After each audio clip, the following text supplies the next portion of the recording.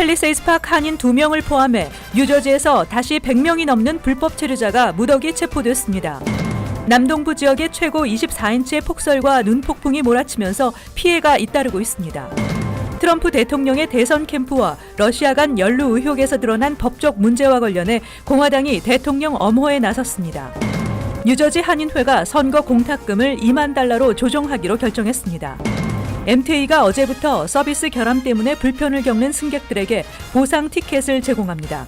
이상은 이 시각 주요 뉴스입니다. 시청자 여러분 안녕하십니까? KBN 뉴스입니다.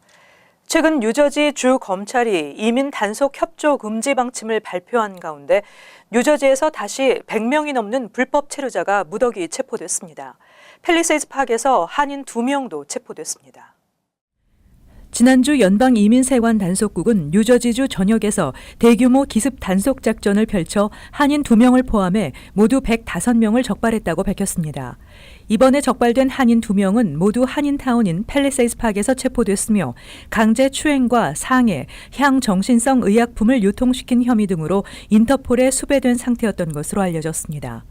IC는 이번 체포작전은 관련 공공안전을 위협한 혐의로 유죄를 받았거나 연방이민법을 위반한 경우 불법으로 미국에 입국한 불법 체류자들을 대상으로 실시했다고 밝혔습니다. 체포된 불법 체류자는 멕시코 출신이 28명으로 가장 많았으며 과테말라 13명, 도미니카 공화국 10명, 엘살바도르 8명, 온두라스 7명, 브라질 6명, 자메이카, 페루, 에콰도르, 베네수엘라 각 4명 등의 순으로 이민 구치소에 수감 중입니다. 한편 뉴저지 주 검찰은 지난주 주 경찰은 물론 로컬 정부 경찰들이 이민 신분을 이유로 검문을 하거나 수사와 체포, 구금을 금지하고 IC의 수사나 작전에 대해 어떠한 협조나 불법 체류자 정보를 제공하지 못하도록 행정 지침을 내린 바 있습니다. 따라서 일각에서는 이번 체포 작전이 보복성이 아니냐는 의혹을 제기하고 있지만 IC는 미리 계획된 것이라며 체포자 중 80%는 범죄 전과자라고 설명했습니다.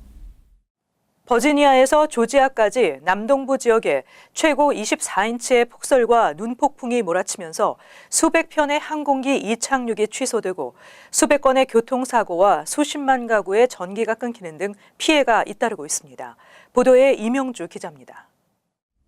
버지니아주와 노스캐롤라이나, 사우스캐롤라이나를 비롯해 테네시주, 조지아주 일부가 어제와 오늘 폭설과 강풍으로 큰 피해를 입었습니다. 노스캐롤라이나와 버지니아주는 10인치 이상의 폭설과 강풍이 몰아치면서 가장 심한 피해를 입었고 다른 지역도 고속도로가 얼어붙으면서 교통사고로 인한 정체가 줄을 이었습니다. 공항에서는 수백 편의 항공편이 취소됐습니다. 노스캐롤라이나 로이 쿠퍼 주지사는 모든 주민들은 외출하지 말고 집 안에 있을 것과 혹한 속에 차량 운전을 하지 말 것을 당부했습니다. 다른 주지사들도 남부 지역을 넓은 띠로 가로지르는 폭설에 대비해서 비상사태를 선언하고 주민들은 외출과 운전을 삼가하고 비상식량 등을 확보하라고 지시했습니다. 노스캐롤라이나와 버지니아주는 오늘 모든 학교에 휴교령이 내려졌습니다. 노스캐롤라이나 샬럿의 더글라스 국제공항은 어제 1000여 편의 항공기 운항이 취소됐고 노스캐롤라이나 14만 가구, 버지니아 8만 가구 등 약 30만 가구에서 정전 사태가 발생했습니다. 국립기상청은 토요일인 지난 8일 저녁에 시작된 눈이 지역에 따라 오늘까지 이어지고 강추위가 계속되겠다고 예보했습니다. KBN 뉴스 이명주입니다. 도널드 트럼프 대통령의 2016년 당시 대선 캠프와 러시아 간 연루 의혹을 둘러싼 특검 수사가 막바지로 치닫는 가운데 그간 드러난 법적 문제와 관련해 공화당이 대통령 엄호에 나섰습니다. 반면 민주당은 공세의 수위를 높였습니다. 지한샘 기자가 전해드립니다. 공화당 랜드폴 상원의원은 어제 MBC와의 인터뷰에서 트럼프 캠프의 선거자금법 위반 혐의와 관련 실수들이 과도하게 형사처벌돼서는 안 된다고 주장했습니다. 폴 의원은 누군가 서류 작성에 오류가 있거나 분류를 제대로 하지 않았다면 그건 징역형에 처할 게 아니라 벌금형이 돼야 할 것이라고 개인적으로 생각한다고 말했습니다. 그는 선거자금법 위반에 대해 공격적 기소가 이뤄질 경우 모든 대통령이 기소되고 공직을 마치면 감옥에 가는 바나나 공화국이 될 것이라고 했습니다. 바나나 공화국은 부패로 인한 전국 불안을 겪는 국가를 경멸적으로 지칭하는 표현입니다.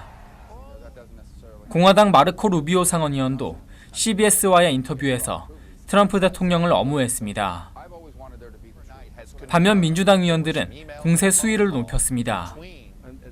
내년 새 하원 법사위원장을 맡게 될 제럴드 네들러 의원은 CNN과의 인터뷰에서 트럼프 캠프의 선거자금법 위반 혐의는 탄핵할 수 있는 범죄라고 주장했습니다. 하원 정보위원장을 맡게 될 애덤 시프 의원도 CBS와의 인터뷰에서 트럼프 대통령이 퇴임하는 날 기소될지도 모른다고 주장했습니다. 한편 뉴욕타임스는 현재 진행 중인 수사 내용을 검토하면서 트럼프 측이 2016년 대선 유세 동안 러시아와 접촉한 사실이 인정되고 선거자금법을 위반한 혐의도 인정되지만 이로 인해 대통령이 재임 중 소추되지는 않을 것이며 공화당이 상원을 장악하고 있는 상황에서 탄핵도 사실상 불가능하다고 지적했습니다. KBN 뉴스 지한샘입니다. 제29대 뉴저지 한인회장 선거에 후보자가 나서지 않아 교착 상태에 빠져 있는 뉴저지 한인회가 선거 공탁금을 $20,000로 조정하기로 결정했습니다. 뉴저지 한인회 전직 회장들로 구성된 비상대책위원회가 기존의 $30,000로 정해져 있는 선거 공탁금을 $20,000로 조정하기로 결정했습니다. 비상대책위원회는 그동안 다양한 경로를 통해 전달된 현행 $30,000 공탁금이 다소 과하다는 의견을 수렴해 이 같은 결정을 내렸다며 리더십을 갖춘 인사가 후보로 나서 한인회 수장을 맡아 앞으로 2년 동안 한인사회를 대표해 주기를 기대한다고 밝혔습니다. 비상대책위원회는 차기 회장 후보가 $20,000의 공탁금과 함께 백인 추천인 서명, 한국과 미국 내의 신원조회 등록 서류 등을 구비하도록 했으며 공탁금 입금과 함께 추천받은 후보들의 서류를 검토한 후 제29대 뉴저지 한인회장 후보를 인준하기로 했습니다. 한편 뉴저지 한인회는 박은림 현 회장이 그동안 2차례 임기 4년 동안 한인회를 잘 이끌어왔지만 3회 연임을 할 수 없는 규정에 따라 내년 1월 제29대 회장 임기를 시작하기 전까지 조속히 차기 회장을 선출해야 합니다. 뉴욕주 의원과 고위 공직자의 연봉이 앞으로 3년 동안 단계적으로 인상됩니다. 캘리포니아주에서 인상 조치가 없을 경우 뉴욕주 의원들은 미국 50개 주에서 가장 높은 연봉을 받게 됩니다.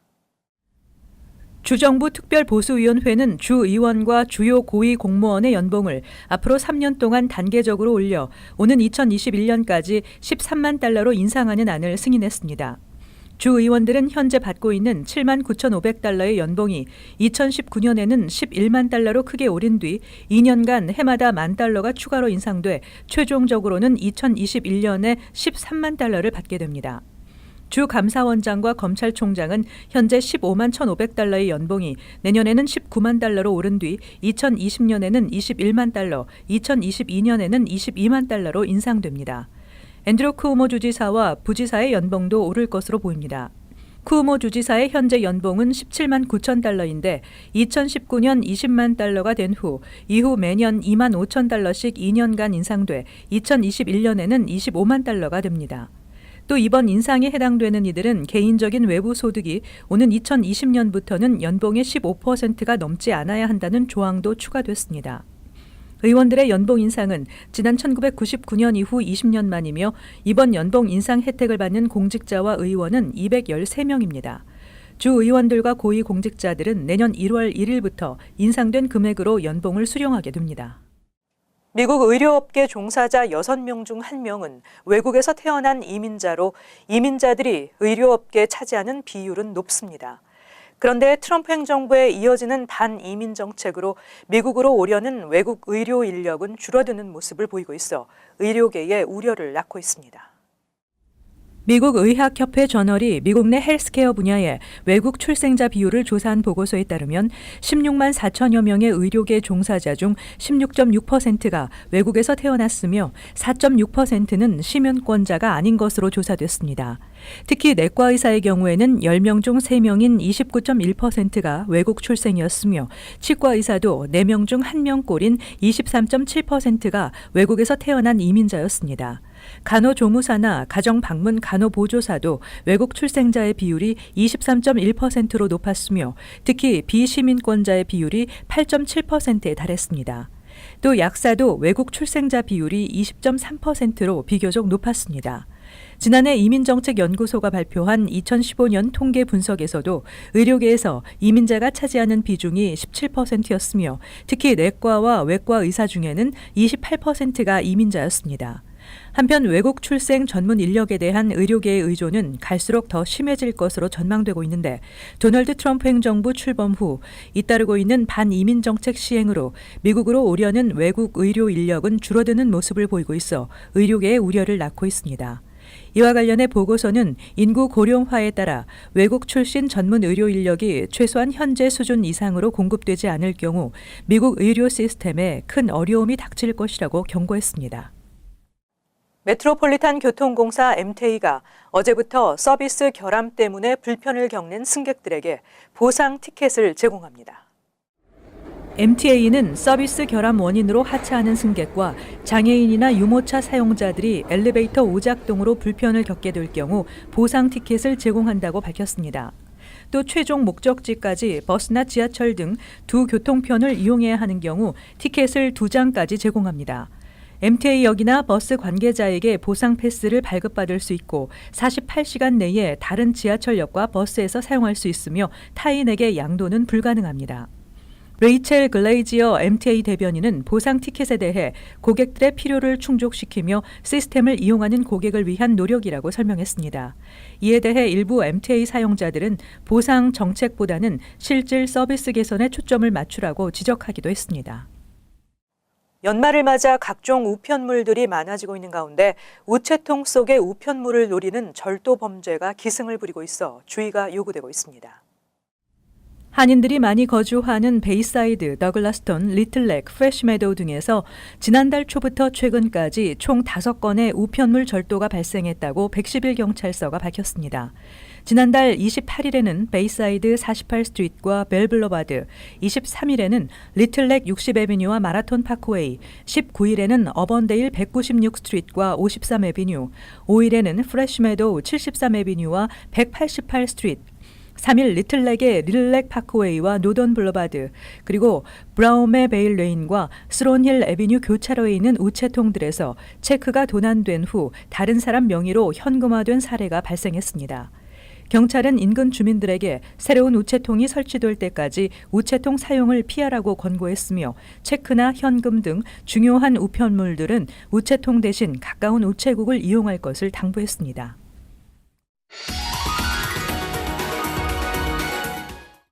이어서 LA 지역 한인사회 소식입니다. LA 전역에 노숙자 수가 급증하면서 노숙자들의 공격적인 행위가 심각한 수준으로 드러났습니다. LA 경찰국에 따르면 지난 5일 오전 11시쯤 LA 다운타운에서 벤치에 앉아있던 한 노숙자가 지나가는 60대 남성을 차도로 거세게 밀쳐 남성은 차도에 쓰러졌고 그 순간 달려오던 트럭 앞바퀴에 깔렸습니다. 피해 남성은 뼈가 부러지고 폐가 손상되는 중상을 입었고 현재 위독한 상태인 것으로 알려졌습니다. Attacks like this don't happen very often, but unfortunately when it does, we need everyone in the community to be cautious. Like I said, be aware of your surroundings. If somebody's approaching you, try to move away from them and try not to engage in conversation and try not to, obviously get into a argument with individuals on the street.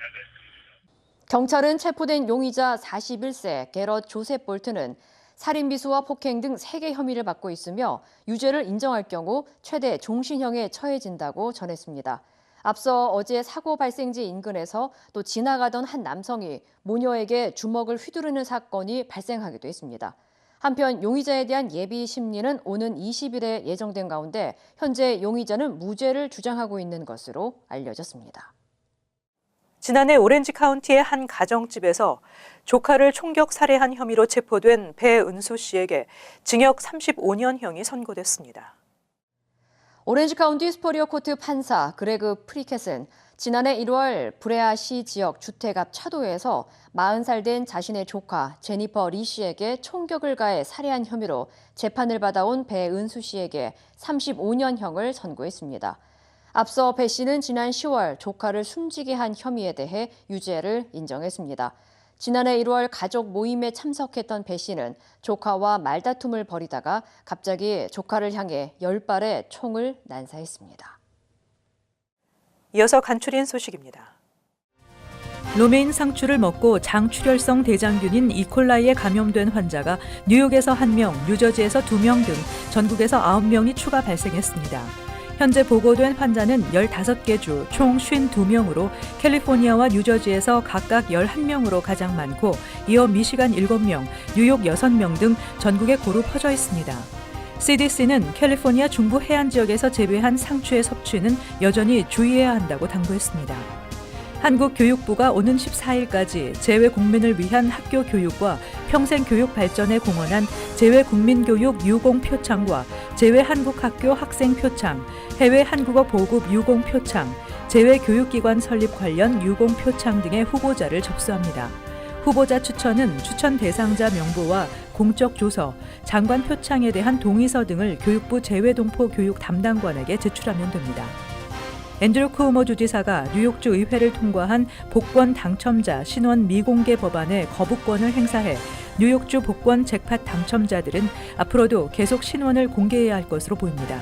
쿠오모 주지사는 당첨자의 신원을 공개하는 것은 대중의 신뢰와 투명성 차원에서 반드시 필요하다고 밝혔습니다.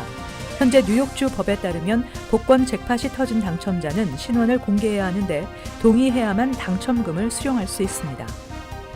테바제약은 고혈압 치료에 폭넓게 쓰이는 암로티빈, 발사르탄, 히드로클로로치아짓 성분이 포함된 혼합 약품을 리콜할 계획이라고 밝혔습니다.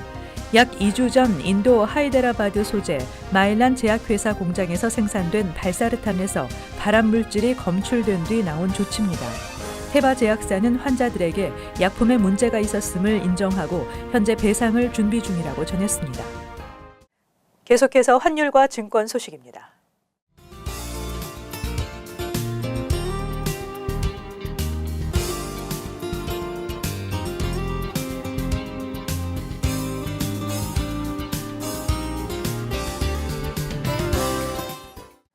끝으로 날씨 전해드립니다. 화요일 맑겠습니다. 낮 최고 기온 39도, 섭씨 영상 4도, 밤 최저 기온은 29도, 섭씨 영하 2도 예상됩니다. 수요일 역시 대체로 맑겠습니다.